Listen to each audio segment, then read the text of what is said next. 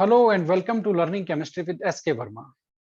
Dear friends, जैसा कि आप देख रहे हैं सॉलिड स्टेट केमिस्ट्री जो हमारी फर्स्ट ग्रेड केमिस्ट्री का सिलेबस है सॉलिड स्टेट का वो लगभग पूरा होने वाला है एक दो और वीडियो में। और सारे वीडियोस में हमने जितने भी इंपॉर्टेंट क्वेश्चंस हैं नीट के जेई के आरपीएससी में सॉलिड स्टेट से आए हुए जो अलग अलग एग्जाम में क्वेश्चन आए हुए हैं वो सारे हम लोग, और एनसीईआरटी के इंपॉर्टेंट क्वेश्चंस हैं, एग्जाम्पलर हैं, वो सारे हम लोग ले रहे हैं। और इस तरह से आपको कहीं भी और कहीं से कुछ करने की जरूरत नहीं है। सॉलिड स्टेट के important question, important notes, important tricks सारे इन वीडियोस में मैं इंक्लूड कर रहा हूं। तो उम्मीद करता हूं कि इससे आपकी तैयारी को एक एज मिल पाएगा, है ना, आपकी तैयारी अच्छी हो पाएगी। तो चलते हैं, देखते हैं आज का हमारा टॉपिक क्या होने वाला है। और यस, तो हम आज सीखने वाले हैं calculation of density of a unit cell. Yes, unit cell की डेंसिटी का एक टॉपिक है फर्स्ट ग्रेड सिलेबस में, उसकी हम लोग बात करने वाले हैं। तो यूनिट सेल की डेंसिटी किस तरह से कैलकुलेट की जाती है? सबसे पहले तो एक इंपॉर्टेंट पॉइंट है। क्या इंपॉर्टेंट पॉइंट है? वो ये है कि यूनिट सेल की जो डेंसिटी होती है ना, वो ही डेंसिटी उस सब्सटेंस की होती है, वही उस डेंसिटी उस क्रिस्टल की होती है। तो कोई ये कहे कि NaCl, जैसे एग्जांपल लेते हैं NaCl का, तो कोई ये कहे कि भाई NaCl की डेंसिटी कैलकुलेट करो या NaCl में यूनिट सेल की डेंसिटी कैलकुलेट करो, ये दोनों चीजें एक ही है। यानी कि जो यूनिट सेल की डेंसिटी है वो ही उस सब्सटेंस की डेंसिटी है, उस क्रिस्टल की डेंसिटी है। ये सबसे पहला पॉइंट है, ठीक है। अब आप लोग जानते हो कि डेंसिटी क्या होती है? मास बाई वॉल्यूम होती है। डेंसिटी का यही तो फॉर्मूला होता है, भार बटा आयतन, है ना। हिंदी में इसे इस तरह से बोलते हैं, मास बाई वॉल्यूम। ओके, तो ये डेंसिटी का डेफिनेशन है, ठीक है, मास बाई वॉल्यूम। अब यूनिट सेल का डेंसिटी का डेफिनेशन क्या हुआ, क्या फॉर्मूला हुआ? वो हो गया यूनिट सेल का mass divided by volume of unit cell, यानी कि वही मास बाई मास। यहाँ पर यूनिट सेल की डेंसिटी निकालनी है तो मास यूनिट सेल का लेंगे और उसका वॉल्यूम लेंगे, ठीक है। ये फॉर्मूला हो गया यूनिट सेल की डेंसिटी का। अब ये जो डेंसिटी का फॉर्मूला है ये इतना इजी नहीं है, बेसिकली हमें इसको आगे बिल्डअप करना है। कैसे बिल्डअप करेंगे? अब हमें ये जो दोनों फैक्टर आए हैं इनको एक एक को समझना होगा, ठीक है। तो सबसे पहले लेते हैं mass of unit cell. Mass of unit cell कैसे निकालेंगे हम लोग? एक यूनिट सेल में जितने नंबर ऑफ एटम्स होते हैं उसको एक एटम के मास से मल्टीप्लाई कर दो तो मास ऑफ यूनिट सेल आ गया। बहुत सिंपल सी बात है, ठीक है। तो नंबर ऑफ एटम को हम लोग क्या बोलते हैं? नंबर ऑफ एटम को हम लोग जेड से डिनोट करते हैं, ठीक है। और ये मास ऑफ ईच एटम, यानी और एक एटम का मास कैसे निकालते हैं? आपको यदि मोल कॉन्सेप्ट का पॉइंट ध्यान में हो कि एक एटम का मास कैसे निकालते हैं, तो वो निकालते हैं molar mass divided by Avogadro number, Na, ठीक है। इस तरह से हम लोग एक एटम का मास निकालते हैं। तो ये हो गया आपका मास ऑफ यूनिट सेल, है ना। यहाँ पे Z क्या है? Z आप समझ ही गए, है ना, number of particle in each unit cell है, ठीक है। अब ये M क्या है? M है यहाँ पर molar mass, okay, molar mass. और आपका Na क्या है? Na यहाँ पर एवोगैड्रो नंबर है, ठीक है। ये हो गया। अब वॉल्यूम की बात करते हैं। वॉल्यूम ऑफ यूनिट सेल क्या होने वाला है? तो हम लोग यहाँ पर जो डेंसिटी सीख रहे हैं वो बेसिकली क्यूबिक यूनिट सेल के लिए सीख रहे हैं, क्यूबिक क्रिस्टल के लिए सीख रहे हैं। तो एक क्यूब का वॉल्यूम क्या होता है भाई? क्यूब का वॉल्यूम तो आप लोग सब जानते हो, सिंपल मैथ्स, है ना। लेंथ क्यूब होता है, लेंथ क्यूब, है ना। हिंदी में क्या बोलते हैं? एक जो घन का आयतन होता है वो क्या होता है? भुजा क्यूब, ओके। तो ये हो गया लेंथ क्यूब। अब लेंथ क्यूब, लेंथ यहाँ पर क्या है? Edge length. तो ये हो गया आपका ए, एज लेंथ को ए से लिखते हैं, और ए क्यूब हो गया आपकी यूनिट सेल का आयतन यानी कि वॉल्यूम, ठीक है। तो हमने ये भी सीख लिया, mass of unit cell, volume of unit cell, ये भी सीख लिया। अब हम इनको कंबाइन कर देते हैं और हमारा डेंसिटी का फॉर्मूला बन जाएगा। कैसे बन जाएगा ये देखिए, density of UC unit cell is equal to, क्या फॉर्मूला हो गया?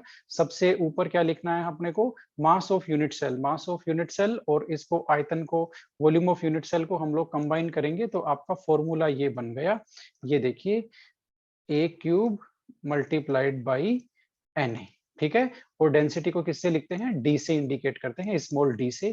तो ये आपका यूनिट सेल की डेंसिटी का फॉर्मूला आ गया, ये आपके सामने है, ठीक है। अब सबसे पहले इस फॉर्मूले को हम लोग समझ लेते हैं, ये फॉर्मूला है क्या। तो सबसे पहले यहाँ पर मीनिंग देख लेते हैं। Z आपको पता है, Z क्या है? Z है number of atoms in unit cell, okay. तो और उससे भी पहले ये देख लेते हैं, ये जो फॉर्मूला है ये किसके लिए है? For pure elements, pure elements है ना, ये कंपाउंड के लिए नहीं है, आयनिक सॉलिड के लिए नहीं है, ये एलिमेंट्स के लिए ये फॉर्मूला है, ठीक है। अब यस, अब आपका Z की वैल्यू हमने ले ली, Z क्या है, number of atom in UC, value कैसे आएगी, वैल्यू इसकी आएगी BSF 214 वाला जो हमारा ट्रिक है उससे इसकी वैल्यू आएगी, फेस सेंटर्ड, सिंपल क्यूबिक और बॉडी सेंटर्ड के हिसाब से, ठीक है। अब आपका कैपिटल M, कैपिटल M क्या है, कैपिटल M है आपका molar mass, molar mass of element, ये लो, जिस एलिमेंट का हमें निकालना है उसका मोलर मास। उसके अलावा ए क्या है आपका, ए है आपकी एज लेंथ, एज लेंथ यानी कि उसका किनारे की लंबाई ए।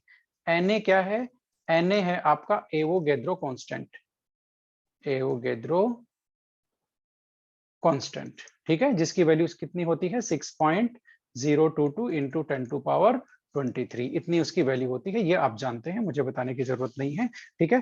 तो ये इतनी बात हो गई, ये सबसे पहली बात थी किसके लिए, किसके लिए, आपका जो फॉर्मूला है ना ये डेंसिटी का, इसके लिए सबसे पहली बात थी, नंबर 1 पॉइंट था ये, ठीक है। अगला पॉइंट क्या है इस फॉर्मूले से रिलेटेड, काफी ज्यादा इंपॉर्टेंट है, डेंसिटी की यूनिट क्या है आप बताइए, डेंसिटी की यूनिट क्या होती है, डेंसिटी की यूनिट है ना, वो क्या होती है, वो यदि आप लोग यहाँ पर फॉर्मूला मुझे वापस लिखना पड़ेगा, यहाँ पर Z into M A cube multiplied by N A, okay.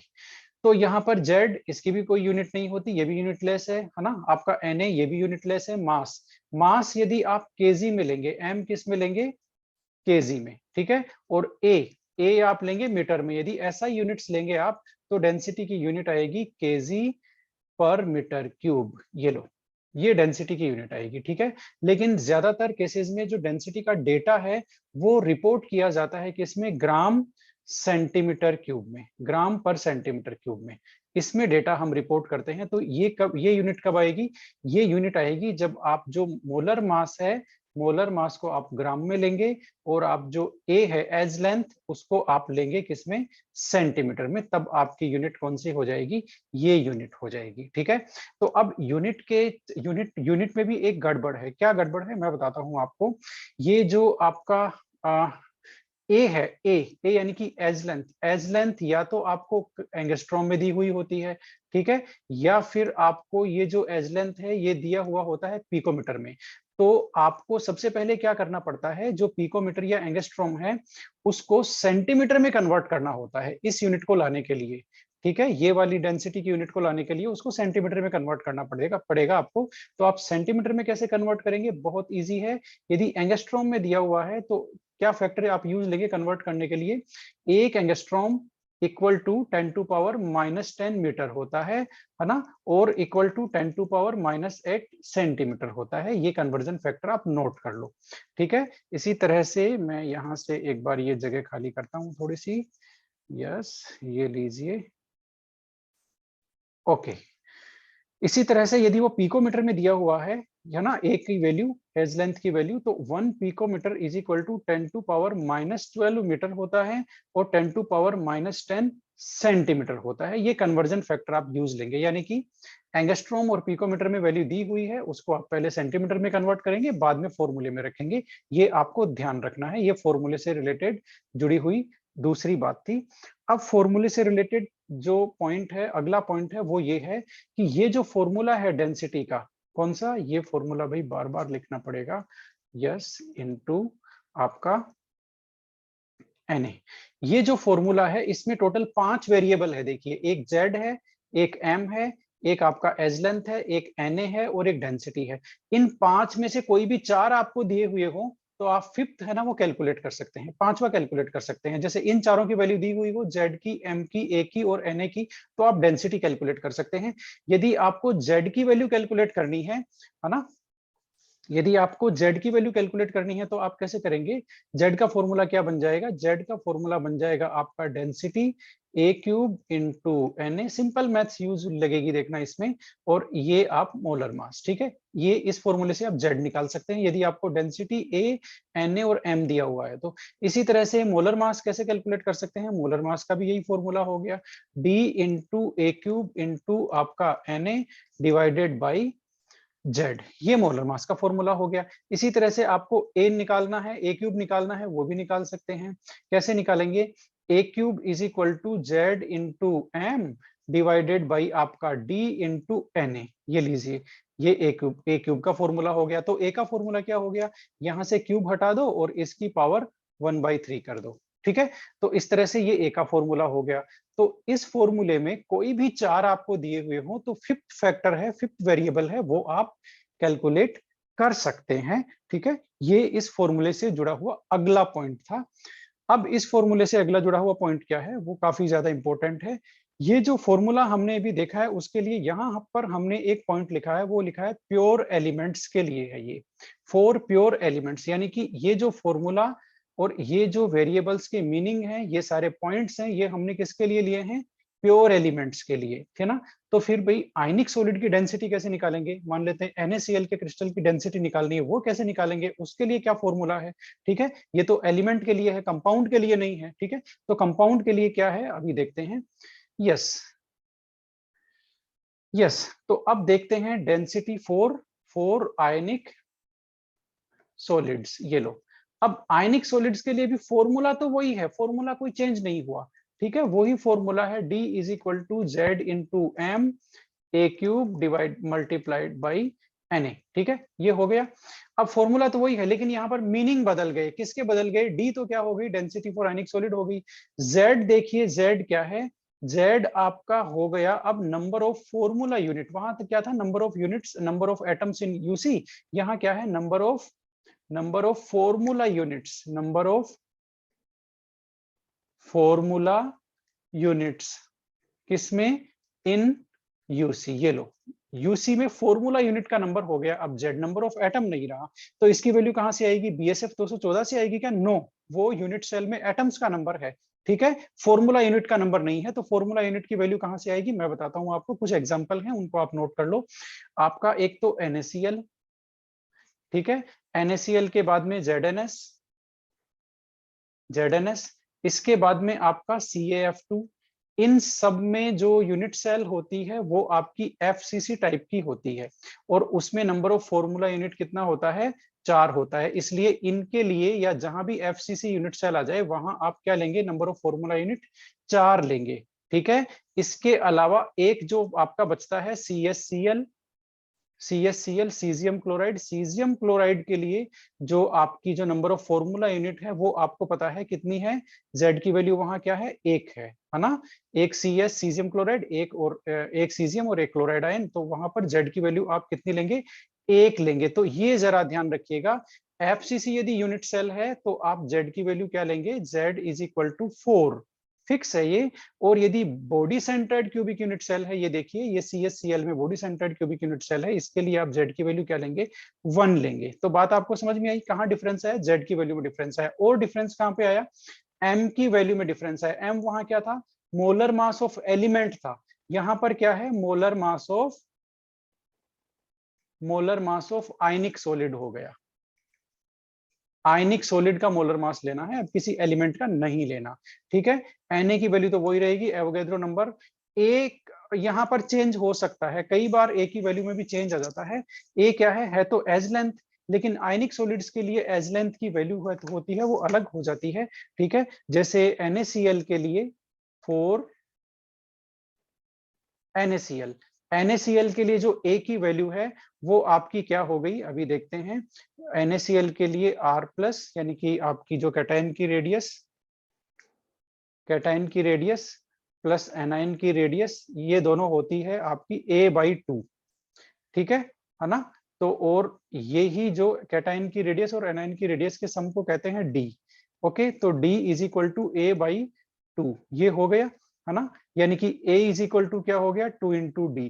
तो कई बार ये क्या करते हैं? D दे देते हैं, यानी कि आयंस के बीच का डिस्टेंस दे देते हैं, है ना। पॉजिटिव आयन और नेगेटिव आयन के बीच का डिस्टेंस दे देते हैं और कहते हैं कि अब आप डेंसिटी निकालो। तो आप D की वैल्यू नहीं रख सकते, आपको रखनी तो वैल्यू एक ही है फॉर्मूले में, तो आप A निकालोगे। तो NaCl के लिए मैंने बता दिया, NaCl मैक्सिमम केसेस में NaCl आता है या आपको वैल्यू दी जाती है। ठीक है, तो NaCl के लिए आपकी जो A की वैल्यू है वो है डिस्टेंस इंटू 2। ठीक है। यदि आपको डी की वैल्यू दी हुई है, यदि ए की वैल्यू दी हुई है तो कोई इश्यू नहीं है, यदि डी की वैल्यू दी हुई है तो ये है। तो इस तरह से आप सेम फॉर्मूले को आयनिक सॉलिड के लिए यदि अप्लाई करते हैं तो आपको इन बातों का ध्यान रखना पड़ेगा। जेड यानी कि नंबर ऑफ फॉर्मूला यूनिट आप लेंगे, एम यानी कि आप molar mass of ionic solid लेंगे, और ए जो है वो आप देखेंगे कि ए एक्चुअल में जो है उसके लिए ए की वैल्यू क्या है, यानी कि कैटायन और एनायन के बीच का जो जो इनकी जो रेडियस का सम है वो आखिर है क्या, वो आप अप्लाई करेंगे। तो इस तरह से ये था फॉर्मूला, उससे रिलेटेड बातें, है ना। अब इससे जुड़े हुए सवाल कैसे आते हैं वो मैं आपको समझा देता हूं। जैसे ये एक क्वेश्चन है, ये कहां पर आया हुआ है मैं बता देता हूं। ये आया हुआ है लैब असिस्टेंट में। लैब असिस्टेंट का जो एग्जाम था 2018, उसमें ये सॉलिड स्टेट में ये अच्छा क्वेश्चन दिया है उन्होंने। और इसको किस तरह से सोल्व करना है ये काफी इजी है।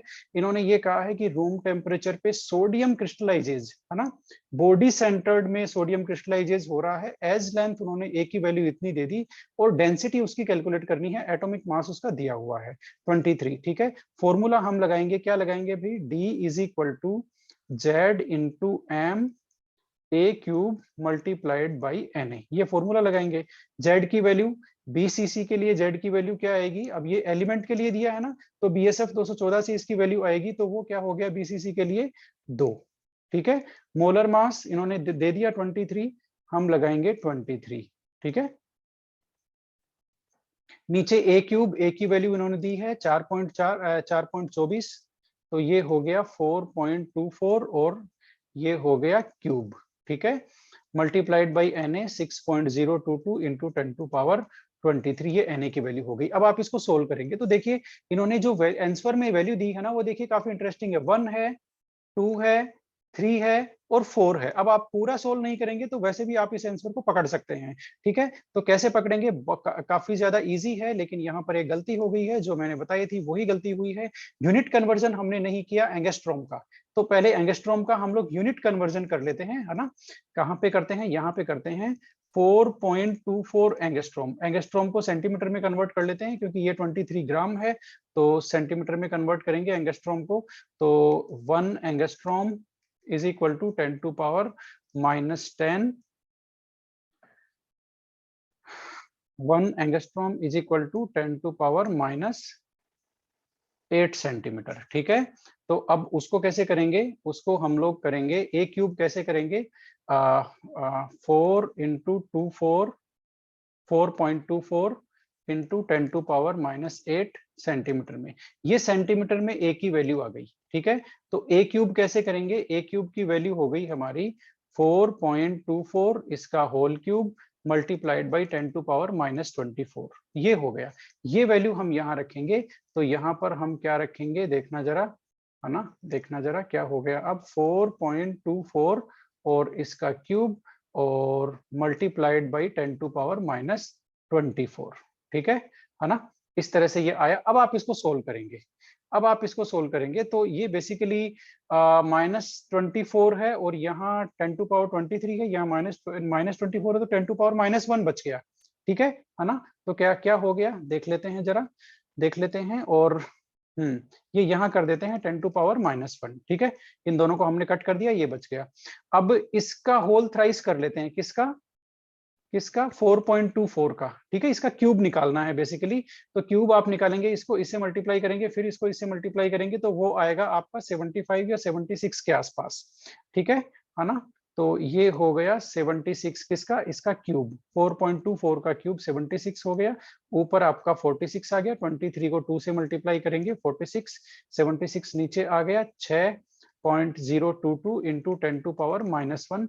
इसको आप सोल्व करेंगे आगे, आगे आप इसको सोल्व करेंगे, देख लीजिए आगे आप इसको सोल्व करेंगे तो इसका आंसर आएगा 1.022 सॉरी।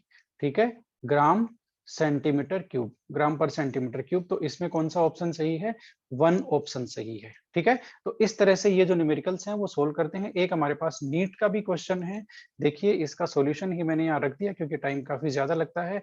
ये नीट 2006 का क्वेश्चन है। अब इसमें देखो क्या दिया हुआ है ना, क्या नहीं दिया हुआ वो हम फटाफट देख लेते हैं। बीसीसी स्ट्रक्चर इन्होंने दिया है। अच्छा, यहाँ पर आयनिक सॉलिड के लिए दे दिया इन्होंने, आयनिक सॉलिड के लिए दिया है और वो भी सीजियम ब्रोमाइड है। ठीक है। अब इसमें इन्होंने यूनिट सेल की जो लेंथ है वो इतनी बता दी इन्होंने। ठीक है, यूनिट सेल की लेंथ यानी कि ए की वैल्यू इन्होंने दे दी, तो यहाँ पर कोई चक्कर नहीं रखा डिस्टेंस का। ठीक है।